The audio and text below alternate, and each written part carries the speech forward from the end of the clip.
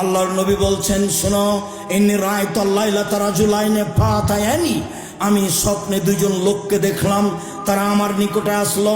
ফাখাযা বেয়াদাইয়া, তারা আমার দুই হাতকে ধরে নিল, দুই হাত ধরে নিয়ে আমাকে বাইতুল মুকাদ্দাসের দিকে টেনে নিয়ে যাচ্ছে। ফাআতাইনাল রাজুলিন, হঠাৎ একটা লোকের পাশে চলে আসলাম। লোকটি বসে আছে।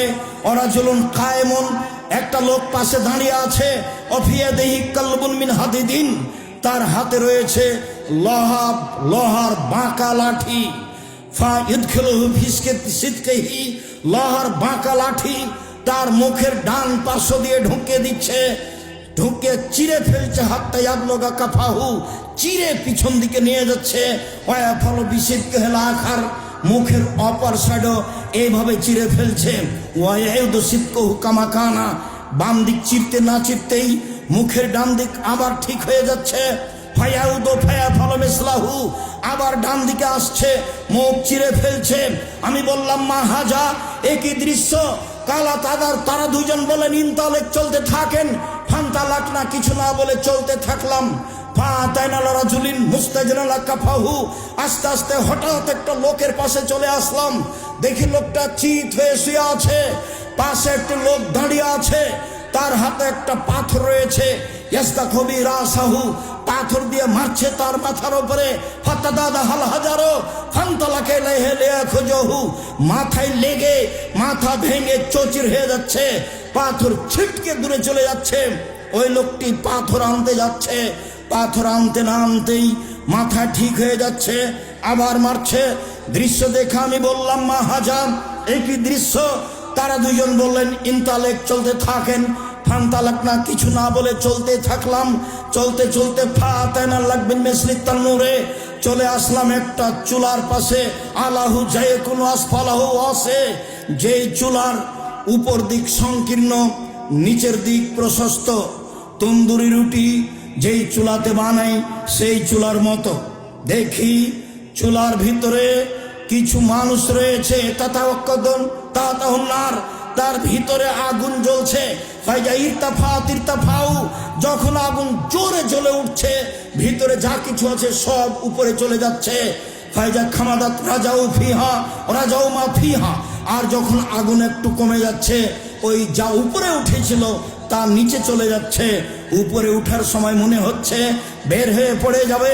ফিহারে জ্বালনে সালোরাতুন, তাতে দেখি মহিলা এবং পুরুষ উলঙ্গ অবস্থায় জমা ধরে আছে।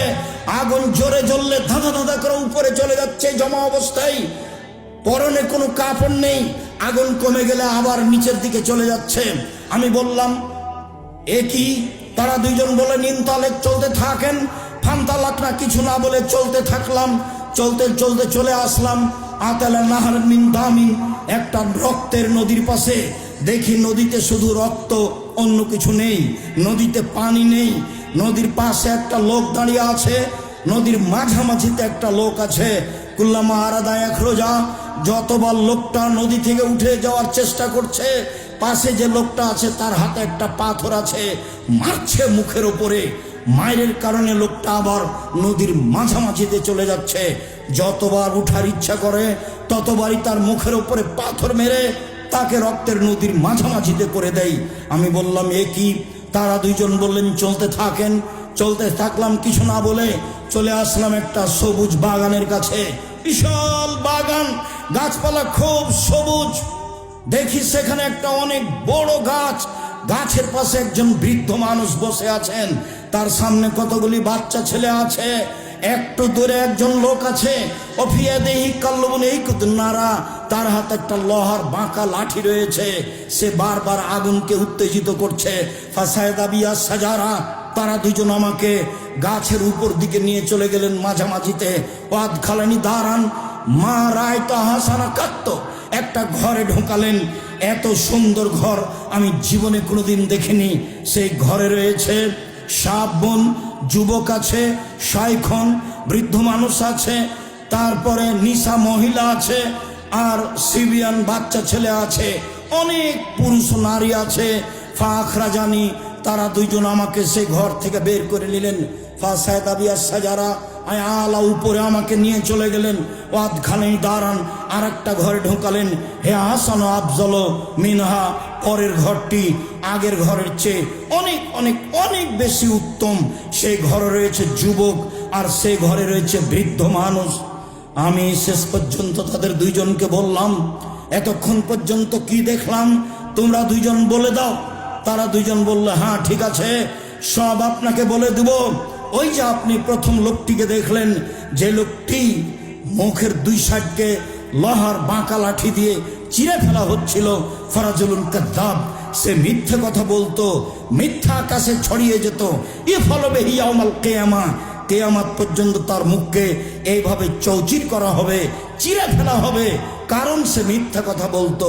মিথ্যা কথা মহাপাপ। তারপর আপনি দেখলেন যে লোকটা চিত হয়ে শুয়ে রয়েছে, ও হচ্ছে আলেম মানুষ, কোরআন হাদিস জানতো। সে রাতে কোরআন তেলাওয়াত করতো না, দিনে সে অনুযায়ী আমল করতো না, তাই তার মাথাকে ভেঙে চৌচির করে দেওয়া হচ্ছে। তারপর আপনি দেখলেন গর্তে নারী ও পুরুষ উলঙ্গ অবস্থায় জ্বলছে, ধাঁধা করে উপরে চলে যাচ্ছে, আবার নিচের দিকে আসছে। তারা হচ্ছে ব্যভিচারণী। অন্য এক বর্ণনায় এসেছে, আমি চলতে চলতে হঠাৎ এক সম্প্রদায়ের কাছে চলে আসলাম। তারা ছিল অনেক মোটা, একবারে 25-30 হাত উঁচু আছে, মোটা মোটা, আর তাদের গায়ে ছিল খুব দুর্গন্ধ। মনে হচ্ছিল যেন গণশৌচাগার, মনে হচ্ছিল যেন রাস্তাঘাটের টয়লেট। আমি বললাম, মান হাওলায়, এরা কারা? তখন তারা বলেছিল, অহমদ জোনাত জাওয়ানি, তারা হলো ব্যভিচারণী। সম্মানিত দিনী ভাই বোন, বিষয়টি খুব বেশি ভাবার। এরপরে আমরা চলে আসলাম একটা নদীতে, রক্তের নদীতে যাকে ফেলে রাখা হয়েছে সে হলো সুদখোর। যতবার উঠতে চেষ্টা করছে ততবার তার মুখের উপরে মেরে তাকে রক্তের নদীতে করে দেওয়া হচ্ছে, তাতে তার মুখ ভেঙে চৌচির হয়ে যাচ্ছে। এইভাবে তাকে শাস্তি দেওয়া হবে কিয়ামত পর্যন্ত। সম্মানিত দিনী ভাই বোন, সুদের ফলাফল। বিচারের পূর্বেই সুদ খায় যারা, তাদেরকে রক্তের নদীতে ফেলে দিয়ে এইভাবে বারবার পাথর দিয়ে মারা হবে। বিচারের দিনে যা হবে হবে, তা হবে জাহান্নাম, যা আগেই ঘোষণা হয়েছে। আল্লাহর দয়া ভিন্ন জিনিস। সম্মানিত দিনী ভাই বোন, তারপরে আপনি দেখলেন অনেক বড় একটা গাছ, গাছের নিচে একজন বৃদ্ধ মানুষ, তিনি হচ্ছেন ইব্রাহিম আলাইহিস সালাম। তার সামনে দেখলেন কতগুলি বাচ্চা ছেলে, তারা হচ্ছে মানুষের সন্তান। হিন্দু মুসলমান সবাই হতে পারে। অত্র হাদিসে বলা হয়েছে, যেসব ছেলে মেয়ে মুসলিম অমুসলিম যুবক হওয়ার আগে মারা যায়, তারা সবাই জান্নাতে যাবে, এ হাদিস দিয়ে বলা হয়েছে। তারপরে আপনি দেখলেন একটা লোক লোহার লাঠি দিয়ে আগুনকে উত্তেজিত করছে। তিনি হলেন জাহান্নামের মালিক, তিনি জাহান্নামের আগুনকে উত্তেজিত করছে। প্রথম ঘর যেটাতে ঢুকলেন সেটা হচ্ছে সাধারণ মুমিন পুরুষ নারীর ঘর, আর এখন যেটাতে বের হলেন সেটা হচ্ছে শহীদদের ঘর। দেখেন, আমি যে আপনার ডান হাত ধরে আছি, আমি হলাম জিব্রাইল, আর এই যে আপনার বাম হাত ধরে আছেন, ইনি হলেন মিকাইল। আপনি একটু মাথা উপর দিকে করেন। করলাম। কিছু দেখলেন কি? হ্যাঁ, ওই যে সুন্দর ঝকঝকে ঘর দেখলাম, যা মানজে লোকা, এটা হচ্ছে আপনার ঘর। তখন রাসূল বলছেন যে দানি আদখুলু মানজিলি, ছেড়ে দাও তোমরা, আমি এই ঘরে প্রবেশ করি। তখন তারা দুইজন বলছেন, জি না, বাকি এলাকা উমরুন, আপনার বয়স বাকি আছে। জাস্তাকমালতাহু আতাইতা মানজিলাকা, যখন আপনার বয়স শেষ হয়ে যাবে তখন আপনি এখানে চলে আসবেন। বুখারী। সম্মানিত দিনী ভাই বোন, লম্বা হাদিসটি আংশিকভাবে অনুবাদ করলাম আপনার সামনে, শুধু সুদের অংশ দেখানোর জন্য। সুদ মহাপাপ।